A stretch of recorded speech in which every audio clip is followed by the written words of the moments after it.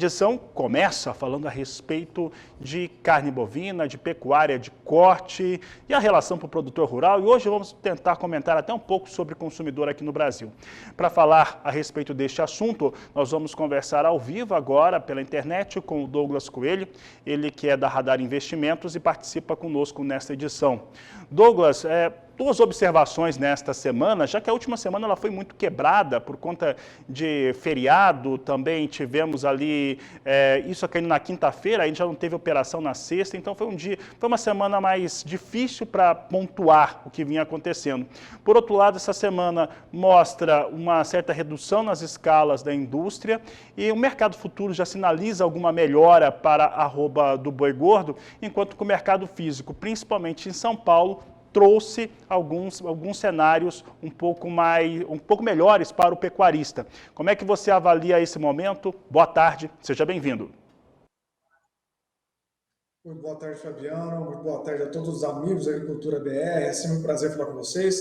Exatamente, a sua abertura foi bem pertinente. A gente viu nas últimas semanas uma tentativa de baixa que não emplacou abaixo de 200 aqui em São Paulo, né? O fluxo de animais negociados abaixo de 200 era muito reduzido. Nesse sentido, a indústria continuou tentando ainda comprar esses animais. A gente teve uma semana mais travada, mais truncada, com menos dias de abate de compra na anterior, isso reduziu também, né, as escalas de abate, criou alguns buracos olhando para as escalas de abate adiante. E aí, nesse sentido, os frigoríficos já subiram um pouco a regra dos preços de balcão. Então, aqueles 200 não fizeram verão.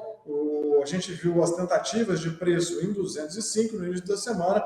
Nessa semana, a gente vê negócios pontuais mais firmes, até de 215, 220, mas uma média mais comum, um preço que é adotado como uma referência aqui na Radar Investimentos, hoje está mais próximo de 210 aqui no boi gordo em São Paulo. Lembrando que dois estados como Mato Grosso do Sul e Minas Gerais também têm conferido bastante firmeza quando a gente olha nos dias.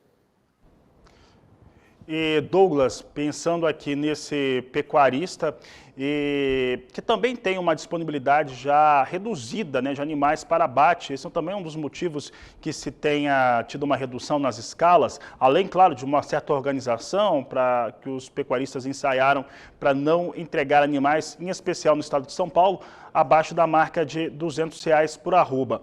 Primeira pergunta. Já é clara essa oferta menor no Brasil mesmo, tanto de bois quanto de fêmeas para abate?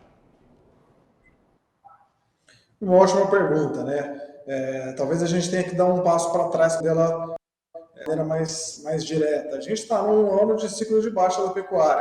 Então, a gente bate de matrizes nos primeiros do ano, no primeiro semestre. Possivelmente a gente deve terminar 2023 ainda dentro dessa fase de baixa do ciclo pecuário, possivelmente até o início de 2024.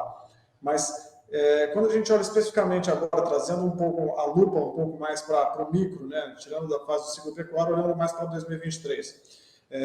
Junho, julho, agosto, a gente teve uma pressão bastante forte, relevante, né, nos preços, né, do animal terminado. Isso desincentivou o último giro do coxo, né, o último giro do confinamento. Então, quem tinha animais para sair em agosto, setembro, ainda tentou remanejar um pouco, como você bem colocou. Existia um movimento aí de tentar segurar os animais, não vender esses animais mais próximos de 200. Então, esses animais foram rolados, foram postergados aí para os meses adiante. Então, a gente vê agosto com uma oferta, setembro com uma oferta, outubro também a gente deve ter alguma oferta, mas esse desincentivo no último giro do confinamento pode impactar, sim, numa oferta um pouco mais restrita, um pouco mais contida de animais de coxo em novembro e dezembro, que é justamente o período em que o mercado doméstico começa a consumir um pouco mais, né? Há aquelas comemorações de final de ano, confraternizações, festas, Natal, Ano Novo, né? Tudo isso puxa o consumo doméstico. Então a gente está bem atento a esse movimento. Há uma oferta de animais relativamente mais contida, né, nesses 2 últimos meses do ano, em função desse desincentivo, e também com a queda dos preços da carne, que você puxou bem o gancho no início também, né, possivelmente um aumento da demanda também nesses 2 últimos meses. Geralmente a renda disponível da população, a chegada do 13º e comemorações estimulam um pouco mais o consumo da carne bovina. Douglas, então vou entrar no assunto carne bovina e o acesso que melhorou com uma queda de preço. Entretanto, o mesmo levantamento que mostra que o índice de preços ao consumidor amplo no país, ele teve a redução foi apresentada nas carnes por conta de queda de preços em vários cortes. Aí dependendo do estado, você tem corte de dianteiro, corte de traseiro liderando essas quedas, mas o fato é que essa queda houve, ela já pode-se dizer que ocorreu em praticamente todo o país, com um volume interessante de recuo, mas alguns apontamentos são importantes também a serem feitos. Um deles, primeiro aquele que a indústria realmente estava, e o atacado, no caso de São Paulo, estava com as câmaras frigoríficas mais cheias, tinha estoque de carne, estava mais abarrotado.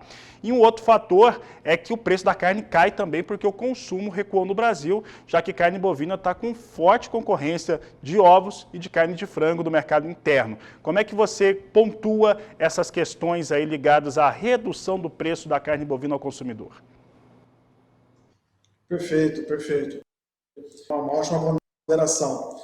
Hoje em dia a gente vê que desde agosto, um pouco antes de agosto ali, né, talvez no final de julho, início de agosto, a gente tenha tido mais promoções, né, não só no atacado, mas também no varejo, para tentar estimular um pouco mais o enxugamento desses estoques, como você bem colocou.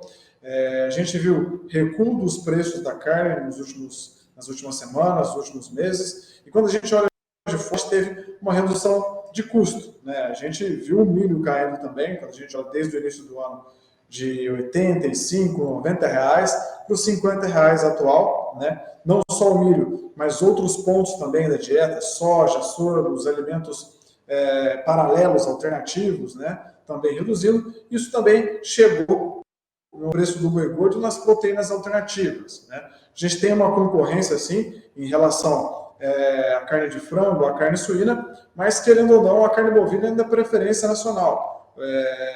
E a carne bovina também é muito sensível a essa questão de renda. Como você bem colocou, o IPCA acabou caindo, então não só a alimentação caiu, mas outros itens também caíram quando a gente olha para a cesta de inflação, né?